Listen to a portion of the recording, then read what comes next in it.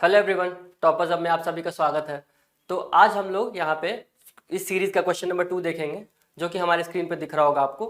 इस क्वेश्चन को हम शॉर्ट मेथड में सॉल्व करने का ट्राई करेंगे एक बार। तो जैसे कि आपको क्वेश्चन यहाँ पे दिख रहा है कि if tan square x is equal to 2 tan square y plus 1, then हमें cos 2x plus sine square y का वैल्यू निकालना है। तो अगर हम इसको बेसिक मेथड से जाएंगे तो हमें बहुत सारे फॉर्मूले और आइडेंटिटीज लगाने पड़ेंगे। tan square x is equal to 2 tan square y plus 1 को पहले सॉल्व करेंगे, फिर बहुत सारी चीज़ें करके हम आंसर तक पहुंचेंगे। इसका एक और तरीका क्या होगा, वैल्यू पुटिंग मेथड। तो हम आज सीखेंगे कि यहाँ पे वैल्यू पुटिंग कैसे करते हैं और हमें कब पता चलेगा कि कहाँ पे वैल्यू पुटिंग करना है और कहाँ नहीं करना है। तो अगर आप इस क्वेश्चन को ध्यान से देखेंगे तो यहाँ पे कितने वेरिएबल्स आपको दिख रहे हैं, एक एक्स दिख रहा होगा और एक वाई दिख रहा होगा, ठीक है।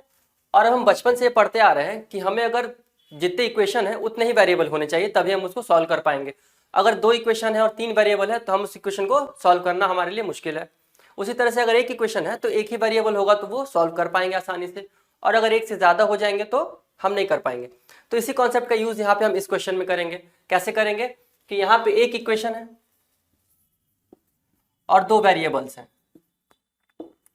तो आगे से आपको जब भी ऐसा कोई सिचुएशन मिले कि एक इक्वेशन या 2 इक्वेशन हो और उससे जितने इक्वेशंस है उससे ज़्यादा वेरिएबल हो, तो हम क्या करेंगे कि जितने ज़्यादा वेरिएबल होंगे, अगर जैसे 2 इक्वेशन है और 3 वेरिएबल है तो एक ही वेरिएबल जो है उसको हम कुछ मान लेंगे, या फिर एक इक्वेशन है यहाँ पे 2 वेरिएबल है तो हम एक वेरिएबल को कुछ अपने हिसाब से पुट कर लेंगे वैल्यू, और फिर उसके अकॉर्डिंगली हम सॉल्व करेंगे आगे।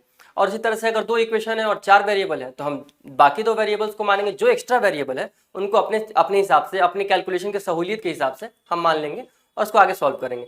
जैसे यहाँ पे हम देखते हैं tan square x is equal to 2 tan square y plus 1 है, तो हमें ऑब्वियस बात दिख रहा है यहाँ पे कि 2 इक्वेशन है और हमें यहाँ पे दिख रहा है कि 2 वेरिएबल है और एक इक्वेशन है।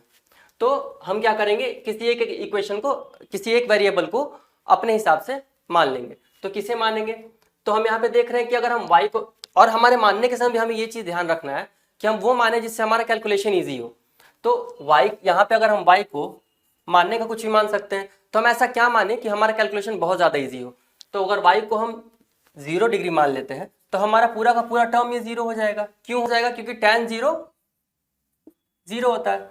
तो अगर हम ऐसा बोले कि let y equals to 0 degree, तो उसके बाद अगर हम y का वैल्यू 0 डिग्री इस इक्वेशन में पुट करते हैं तो हमें क्या मिलेगा, tan square x is equals to 2 tan square 0 degree plus 1।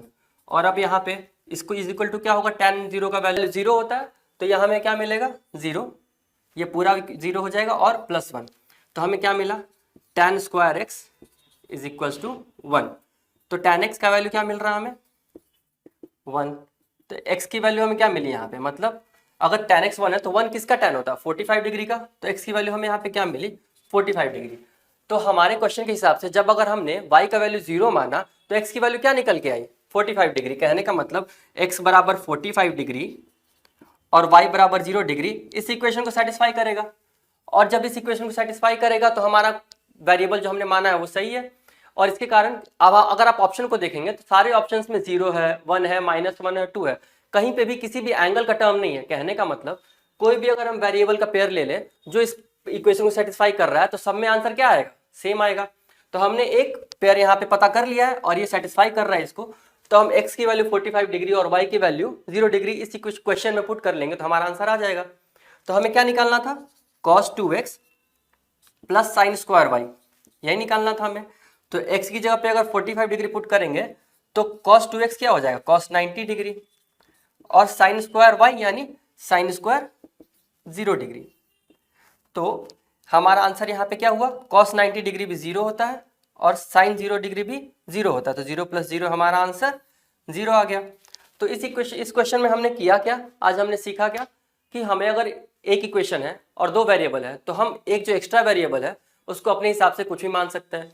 तो और वो जो हम मानेंगे हमारे सहूलियत के हिसाब से मानेंगे, ऐसा ही वैल्यू पुट करेंगे जिससे हमारा कैलकुलेशन बेहद ईजी हो जाए। जैसे यहाँ पे हमने y का वैल्यू 0 लिया, y का वैल्यू अगर 45 डिग्री भी लेते तो चलता, 45 डिग्री लेते तो tan का वैल्यू 1 होता, लेकिन वहाँ कैलकुलेशन बढ़ता, 2 × 1 + 1 यानी 3 होता और tan स्क्वायर एक्स का वैल्यू हमें 3 आता, फिर उसके अकॉर्डिंग दूसरा वैल्यू आता।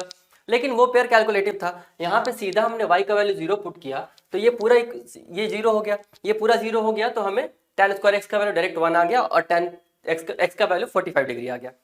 तो और इसमें एक और बात ध्यान रखेंगे, जो हमें क्वेश्चन में चाहिए, हमने y की वैल्यू 0 क्यों ली, कि जो हमें क्वेश्चन में चाहिए वह भी सेटिस्फाई कर रहा है, क्योंकि साइन y की वैल्यू 0 होती है। अगर ये साइन स्क्वायर y की जगह कोसेक स्क्वायर y रहता तो हम यहाँ पे y की वैल्यू 0 नहीं लेते। क्यों नहीं लेते? क्योंकि कोसेक y अनडिफाइंड होता है, 1/0 हो जाएगा और वो अनडिफाइंड वाले फॉर्म में हो जाएगा, तो फिर हमारा आंसर नहीं आ पाएगा और हमें आंसर वैल्यू में लाना है। तो हम 2-3 चीजें ध्यान रखेंगे वैल्यू पुटिंग करने में, कि यहाँ पे वैल्यू पुटिंग क्यों किया, क्योंकि एक इक्वेशन था और 2 वेरिएबल थे, तो वो हमें एक को मानना ही पड़ता है। एक को मान के हमने दूसरे का वैल्यू निकाला और हमें पेयर मिल गया, एक ऐसा पेयर मिल गया जो इस क्वेश्चन को सेटिस्फाई कर रहा है, इस इक्वेशन को। और वैसा पेयर मिलने के बाद हमने आगे इसको सॉल्व कर दिया जो हमसे क्वेश्चन में पूछा उन्होंने, और उसकी वैल्यू हमारे पास आ गई। तो अब से अगर आपको कभी भी ऐसा कोई सवाल आए जिसमें एक इक्वेशन हो और उससे ज्यादा वेरिएबल हो, या फिर जितने भी नंबर ऑफ इक्वेशन हो उससे ज्यादा वेरिएबल आए, तो हम क्या करेंगे, जितने एक्स्ट्रा वेरिएबल्स हैं उतने को हम अपने हिसाब से कोई एक वैल्यू मान लेंगे जो कि हमें कैलकुलेशन ईजी कर दे, और उसके बाद उसके अकॉर्डिंगली बाकी जो 2 वेरिएबल्स हैं उनका वैल्यू निकालेंगे और हमारे पास सारे वैल्यूज आ जाएंगे।